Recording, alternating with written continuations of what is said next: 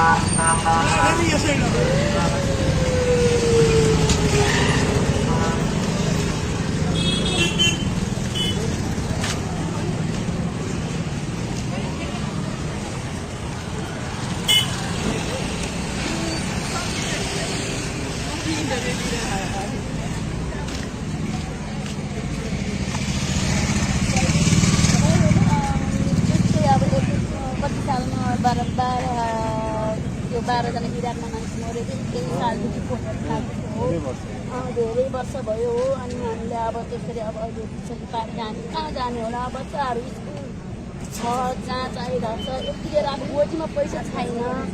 हामी अब रोजगारी यस्तो अब रोजगारी हुन्न, हामी यति ज्यामी लेबर काम गरेर खाने मान्छेहरू हामी कहाँ जानुपर्छ त?